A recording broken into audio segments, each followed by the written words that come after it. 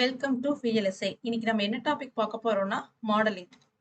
அதுல பாத்தீங்கன்னா 3 டைப்ஸ் இருக்கு. ஒன்னு வந்து data flow modelling, structural modelling, அதுக்கப்புறம் பிஹேவியரல் மாடலிங்.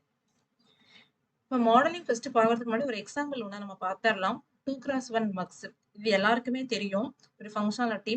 இப்போ வந்து இது வந்து எதை பேஸ் பண்ணி ஒர்க் ஆகும்னா 2 பவர் n, அதாவது என்னன்றது செலக்ஷன் லைன். இப்போ ஒரு 2 பவர் ஒரு செலக்ஷன் லைன் வைக்கிறோம்னா 2 பவர் 1 வந்து 2. ஸோ நமக்கு வந்து 2 இன்புட்ஸ் நம்ம கொடுக்குற மாதிரி இருக்கும். ஸோ நான் இங்க பாருங்க 2x1ல ஒரே செலக்ஷன் லைன் வச்சிருக்கேன். இங்க வந்து பாத்தீங்கன்னா ரெண்டு இன்புட்ஸ் கொடுக்குறோம். செலக்ஷன் லைன் 0வா இருந்துச்சுன்னா நமக்கு I0 அவுட்புட் போகும். செலக்ஷன் லைன் 1ஆ இருந்தா I1 வந்து நமக்கு அவுட்புட் போகும். இது அதோடைய ட்ரூத் டேபிள். நெக்ஸ்ட் வந்து பாத்தீங்கன்னா இதோடைய இந்த ட்ரூத் டேபிள் வச்சு நம்ம வந்து ஒரு எக்ஸ்பிரஷனை நமக்கு ரெடி பண்ண முடியும். ஸோ நமக்கு வந்து செலக்ஷன் லைன் 0வா இருந்தா நமக்கு I0 போகுமா? ஸோ அதை தான் கொடுத்துக்கிறேன். செல் பார்ன்னு வச்சிருக்கேன். அது இன்வர்ஷன் பண்ணா செல் பார்ன்னு எடுத்துக்கிட்டேன். ஸோ அதையும் I0 போகும். நெக்ஸ்ட் வந்து செல் வந்து 1ஆ இருந்தா I1 போகுமா? அதான் செல் டாட் I1. அதாவது இது அன்லாஜிக்ல ஒர்க் ஆகும். ஸோ Y வந்து என்ன பண்ணும்? செல் 0வா இருந்துச்சு அப்படின்னம்னா நமக்கு வந்து இந்த அவுட்புட் நமக்கு கிடைக்கும். செல் வந்து 1ஆ இருந்தா நமக்கு அந்த I1 உடைய இதை வந்து நமக்கு அவுட்புட்டுக்கு போகும். ஸோ இதை வச்சு நான் என்ன பண்ணியிருக்கேன்னு பார்த்தீங்கன்னா ஒரு லாஜிக் டயக்ராம் வரைஞ்சிருக்கேன். ஸோ I0 கொடுக்குறோம்னா செல் வந்து நம்ம என்ன பண்ணுவோம்? இன்வெர்ஷன் பண்ணி கொடுக்கணுமா 0வா வரத்துக்கு? ஸோ அதை வந்து நான் அன்கேட் கொடுத்துருக்கேன். நெக்ஸ்ட் வந்து பார்த்தீங்கன்னா I1க்கு பார்த்தீங்கன்னா I1 செல் டைரக்டா வரும். இதை வந்து இன்வெர்ட் பண்ணி கொடுத்துக்கிறேன். ஸோ இது ரெண்டும் வந்து பார்த்தீங்கன்னா நம்ம 6 கொடுத்துக்கிறோம். இது வந்து இந்த எக்ஸ்பிரஷன் வச்சு நான் ஒரு லாஜிக் டயக்ராம் வந்து ரெடி பண்ணியிருக்கேன். இந்த T1 T2 இதெல்லாம் எதுக்குன்னா பின்னாடி வந்து நம்ம கோட் பண்ணியிருப்போம். ஸோ அதுக்காக இதை நான் இங்கே எழுதியிருக்கேன். ஃபர்ஸ்ட் பார்க்க போறது data flow modelling. Data flow modelling நேம்லயே இருக்கு. டேட்டா ஃப்ளோ, அதாவது இன்புட்டுக்கும் அவுட்புட்டுக்கு இடையில அந்த டேட்டா வந்து ஃப்ளோ ஆகும் பாத்தீங்களா? அதை வச்சு நம்ம கோடிங் பண்ணோம்னா அதை வந்து டேட்டா ஃப்ளோ மாடலிங் அப்படின்னு சொல்லுவாங்க. ஜென்ரலா டேட்டா ஃப்ளோ மாடலிங் எப்படி கோட் பண்ணுவாங்கன்னா கண்டினியூஸ் அசைன்மெண்ட் யூஸ் பண்ணிருப்பாங்க. அதுல ஆப்ரேட்டர்ஸ் யூஸ் பண்ணுவாங்க. அதுக்கப்புறமேட்டு பாத்தீங்கன்னா இந்த பிளாக்கிங் அசைன்மெண்ட், அதாவது இந்த ஈக்குவல் சிம்பிள் யூஸ் பண்ணியிருப்பாங்க. இதுதான் வந்து என்ன சொல்லுவாங்க டேட்டா ஃப்ளோ மாடலிங் சொல்லுவாங்க. ஜென்ரலா டேட்டா ஃப்ளோ மாடலிங் எதுக்கு யூஸ் பண்ணுவாங்கன்னு பார்த்தோம்னா காம்பினேஷனல் சர்க்யூட் ஆல்ரெடி நம்ம சொல்லியிருக்கேன். கண்டினியூஸ் அசைன்மெண்ட் எதுக்கு யூஸ் பண்ணுவாங்கன்னா காம்பினேஷனல் சர்க்யூட்ஸுக்கும், ப்ரொசீஜரல் அசைன்மெண்ட் எதுக்கு யூஸ் பண்ணுவாங்கன்னா சீக்வென்சல் சர்க்யூட்டுக்கும் சொல்லியிருக்கேன். ஸோ இந்த இடத்துல நம்ம கண்டினியூஸ் அசைன்மெண்ட் யூஸ் பண்றோம். ஸோ அதனால தான் இது வந்து காம்பினேஷனல் சர்க்யூட்டுக்கு நீங்க மென்ஷன் பண்ணியிருக்கேன். ஸோ ஜென்ரலா ஞாபகம் வச்சுக்கணும் டேட்டா ஃப்ளோ மாடலிங் வந்து காம்பினேஷனல் சர்க்யூட்டுக்கு அப்படின்னு சொல்லி நம்ம ஞாபகம் வச்சுக்கலாம். இதுல வந்து பாருங்க இப்போ வந்து மறுபடியும் மக்ஸோட ஃபங்க்ஷனாலிட்டி நமக்கு தெரியும். 2x1 மக்ஸுக்கு இதுல வந்து ரெண்டு இன்புட் I0 I1 ஒரு செலக்ஷன் லைன். அதுக்கப்புறம் அதோட அவுட்புட் வந்து Y web. இப்ப பாருங்க இதை வந்து நான் கண்டினியூஸ் அசைன்மெண்ட் யூஸ் பண்ணி எழுதியிருக்கேன். இங்க யூஸ் பண்ணிக்கிறது ஈக்குவல் பாத்தீங்கன்னா பிளாக்கிங் அசைன்மெண்ட். ஸோ இன்னொன்னு வந்து நம்ம இன்னும் ஈஸியா நம்ம ஞாபகம் வச்சுக்கணும் அப்படின்னம்னா கண்டினியூஸ் அசைன்மெண்ட்ல நம்ம வந்து நான் பிளாக்கிங் அசைன்மெண்ட் யூஸ் பண்ண மாட்டோம். ஸோ கண்டினியூஸ் அசைன்மெண்ட்னாவே நம்ம என்ன யூஸ் பண்ணுவோம்? பிளாக்கிங் அசைன்மெண்ட் தான் யூஸ் பண்ணுவோம். ஈக்குவல் தான் யூஸ் பண்ணுவோம். ஸோ இதை நம்ம ஞாபகம் வச்சுக்கலாம். டேட்டா ஃப்ளோ மாடலிங்ல நம்ம என்ன யூஸ் பண்ணுவோம்? கண்டினியூஸ் அசைன்மெண்ட் தான் யூஸ் பண்ணுவோம் அப்படின்ற மாதிரி நம்ம ஞாபகம் வச்சுக்கலாம். ஸோ கண்டினியூஸ் அசைன்மெண்ட்டுக்கு Y assign Y equal to, so selection லைனை பேஸ் பண்ணிருக்குமா? ஸோ செலக்ஷன் லைன் 1ஆ இருந்தா I1, செலக்ஷன் லைன் 0வா இருந்தா I0. இது வந்து Yக்கு அசைன் ஆயிரும். கரெக்ட்டுங்களா? இதுல பாருங்க நான் ஆப்ரேட்டர்ஸ் யூஸ் பண்ணிக்கிறேன். கொஸ்டின் மார்க் மாதிரி இருக்குது இல்லைங்க, இதை வந்து ஒரு ஆப்ரேட்டர்ஸ். ஸோ இது வந்து என்ன சொல்லுவாங்கன்னா டேட்டா ஃப்ளோ மாடலிங் அப்படின்னு சொல்லுவாங்க. அதாவது நம்ம ஆப்ரேட்டர் யூஸ் பண்ணுவோம், இந்த ஈக்குவல் சிம்பிள் அதாவது பிளாக்கிங் அசைன்மெண்ட் யூஸ் பண்ணுவோம், கண்டினியூஸ் அசைன்மெண்ட் இதை வந்து யூஸ் பண்ணோம்னா இதை வந்து டேட்டா ஃப்ளோ மாடலிங் சொல்லுவாங்க. நெக்ஸ்ட் வந்து பாத்தீங்கன்னா ஸ்ட்ரக்சரல் மாடலிங். ஸ்ட்ரக்சரல் மாடலிங் அப்படின்னா பேர்லயே இருக்கு ஸ்ட்ரக்சர். அதாவது ஒரு லாஜிக் கேட்ஸ் நம்ம வந்து ஒரு சர்க்யூட் வரைஞ்சோமா அந்த கேட்ஸை அப்படியே இங்க கோட் பண்ணோம்னா அதை வந்து ஸ்ட்ரக்சரல் மாடலிங் சொல்லுவாங்க. அதாவது பேசிக் கேட்ஸை வச்சு நம்ம வந்து அந்த ஹார்ட்வேரை நம்ம டிஸ்கிரைப் பண்ணோம்னா அதை ஸ்ட்ரக்சரல் மாடலிங் சொல்லுவாங்க. இன்னொரு நேம் வந்து கேட் லெவல் மாடலிங் அப்படின்னு சொல்லுவாங்க. இப்ப எக்ஸாம்பிள் பாருங்க, இதே 2x1 தானே எடுத்திருக்கேன். Input cell, input I0 I1, output Y. கரெக்ட்டுங்களா? இப்ப பாருங்க, இப்ப இந்த நாட்டு அண்டு இந்த மாதிரி கேட்ஸை வச்சு நான் கோட் பண்ணியிருக்கேன். ஸோ இந்த மாதிரி நம்ம வந்து கோட் பண்ணலாம். ஸோ இதுல பாருங்க இது ஆல்ரெடி வந்து பாத்தீங்கன்னா இந்த கேட்ஸ் எல்லாமே பாத்தீங்கன்னா லைப்ரரி ஃபைல்ல கோட் பண்ணி வச்சிருப்பாங்க. நம்ம எகைன் வந்து நாட்டோட ஃபங்க்ஷனாலிட்டி கோட் பண்ணணும்னு நமக்கு அவசியம் கிடையாது. அண்டு ஆர் இதெல்லாம் நம்ம கோட் பண்ணணும்னு நமக்கு அவசியம் கிடையாது. ஆல்ரெடி லைப்ரரி ஃபைல்ல இருக்கும், நம்ம எடுத்து ரீயூஸ் பண்ணிக்கலாம். ஸோ இங்க நான் ரீயூஸ் பண்ணிருக்கேன். இப்ப நாட்டு டயக்ராம் வச்சு பேசலாம். இப்ப டயக்ராம் எடுத்துக்கோங்க. இப்ப நாட்டுக்கு இன்புட் என்ன? செல்லு. நாட்டோட அவுட்புட் என்ன?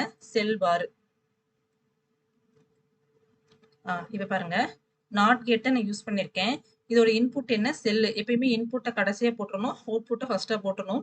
ஸோ செல் இன்புட், இதோட அவுட்புட், இது அவுட்புட் செல் பார். இப்போ நாட் கேட்டு நம்ம யூஸ் பண்றதுனால அதுக்கு ஒரு இன்ஸ்டன்சியேஷன் நம்ம வைக்கணும். என்ன நேம் வேணா வச்சுக்கலாம். நான் வந்து N1 அப்படின்னு சொல்லி நான் வச்சிருக்கேன்.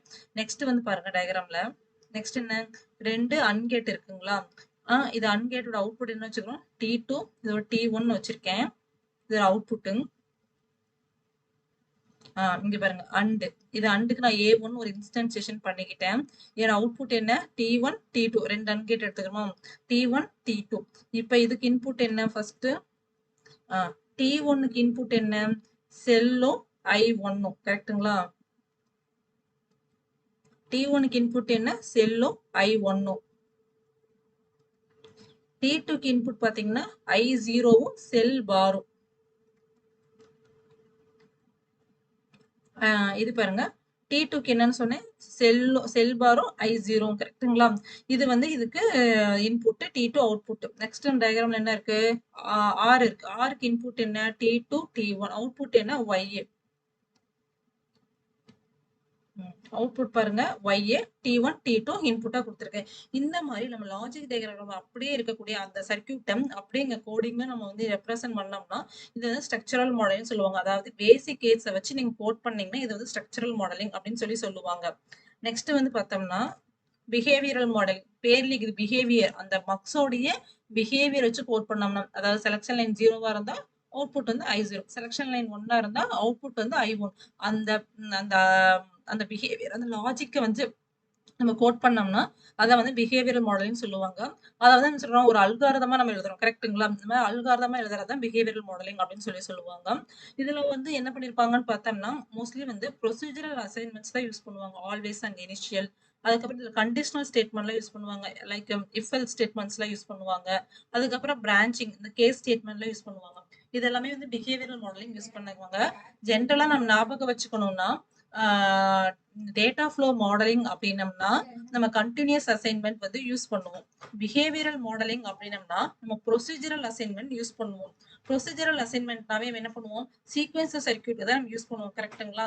ஸோ இதை மோஸ்டா பிஹேவியரல் மாடலிங் வந்து சீக்வென்ஸ் சர்க்யூட்டுக்கு யூஸ் பண்ணோம்னா பெட்டரா இருக்கும்.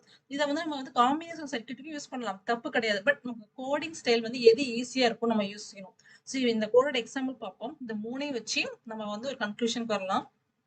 இப்போ இது பாருங்க, input selection line I0 I1. இதை வந்து நம்ம என்ன பண்ணுவோம், இந்த இடத்துல வந்து ரெஜ்ஜு நான் இங்க ஆட் பண்ணிருக்கேன். ஏன்னா ப்ரொசீஜரல் அசைன்மெண்ட்ல நம்ம ஒரு வேல்யூ அசைன் பண்ணணும்னா அது என்னவா இருக்கும், ரெஜ் டேட்டா டைப்பா தான் இருக்கணும். அதனால ரெஜ்ஜிங் டிக்ளேர் பண்ணிருக்கேன்.